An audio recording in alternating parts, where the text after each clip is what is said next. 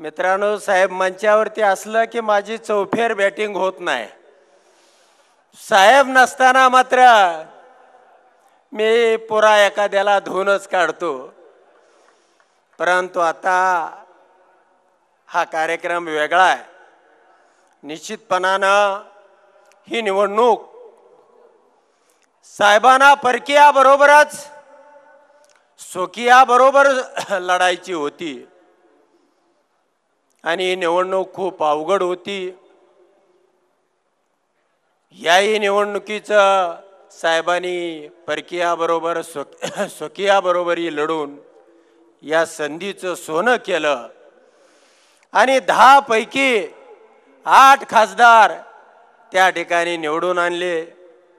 कुणाला कुठं लढवायचं, कुठं ताकदबाज उमेदवार पाहिजे आणि कुठं सर्वसामान्य फाटका उमेदवार असला पाहिजे की निलेश लंकेसारखा एक सामान्य घरातील कार्यकर्ता निवडून येऊ शकतो, हे ह्या महाराष्ट्रानं पाहिलं आणि निश्चितपणानं या राज्याला आनंद झाला. साहेब सर्व घटकाला, सर्वसामान्य माणसाला घेऊन चालणारं नेतृत्व आहे.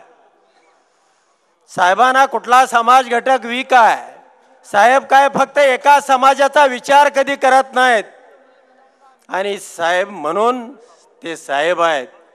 तळागाळातील गोरगरिबाचा, वंचित, उपेक्षित आणि निश्चितपणानं मी ज्या धनगर समाजामधून येतो, या धनगर समाजासाठी सुद्धा साहेबांनी खूप मोलाचं, मी जो शिकलो, मी जो या आज मंचावरती आहे ते एनटीच्या आरक्षणमुळे आहे.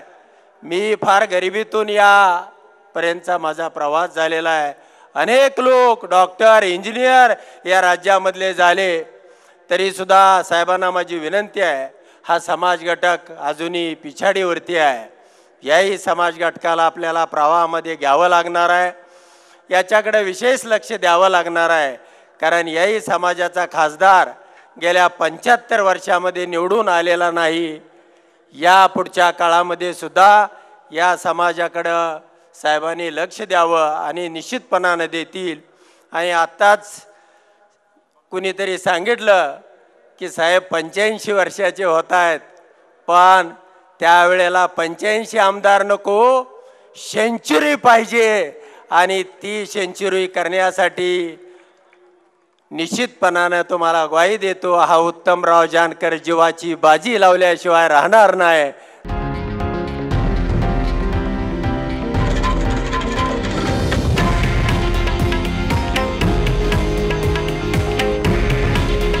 हे आहे देशातील नंबर 1 न्यूज नेटवर्क आणि आपण पाहत आहात TV9 मराठी.